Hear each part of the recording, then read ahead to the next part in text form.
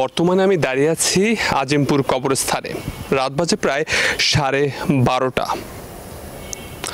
এখানে আসার উদ্দেশ্য হলো মানুষকে আসলে কিছু বার্তা দেয়া, তাদেরকে আসলে জীবনের বাস্তবতা সম্পর্কে কিছুটা ধারণা দেয়া।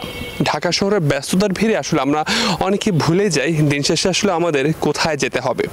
আপনি যদি দেখেন এখানে প্রায় হাজার হাজার কবরস্থান রয়েছে। আমরা আসলে আপনাদেরকে একটু ঘুরে দেখাতে চাই জীবনের করুণ বাস্তবতা।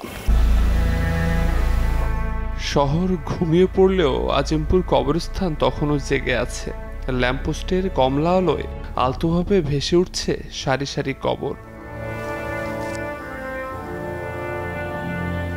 চারিদিকে নিস্তব্ধতা, বাতাস খুব হালকা, যেন শব্দ করতে ভয় পাচ্ছে। সামনে কেবল মাটির উঁচু নিচু ঢেউ, শুয়ে থাকা নাম না জানা কত জীবন। আপনাদেরকে আসলে বাস্তবতা দেখাতে চাই। আপনি দেখুন, পরিবেশটা দেখুন এবং এই কবরস্থানগুলোর দিকে একবার তাকান।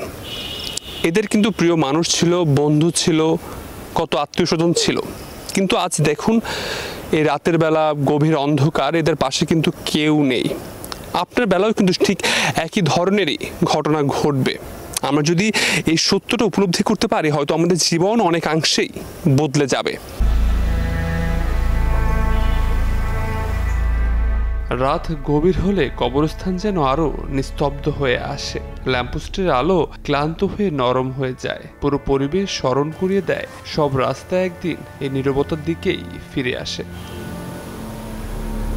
অনেক তরুণের এই ভুল ধারণা রয়েছে তারা হয়তো বৃদ্ধ হলে মারা যাবে, কিন্তু বাস্তবতা হলো আমার কবরস্থানে এসে দেখতে পেয়েছি অনেক তরুণ কিন্তু এখানে ঘুমিয়ে আছে।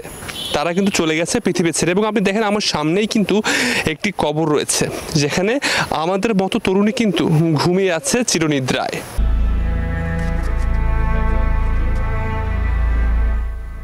কবরস্থানের মধ্য দিয়ে হাঁটতে হাঁটতে মনে পড়ে সব দৌড়ঝাঁপের শেষ গন্তব্য এখানে। এটাই জীবনের শেষ চিহ্ন।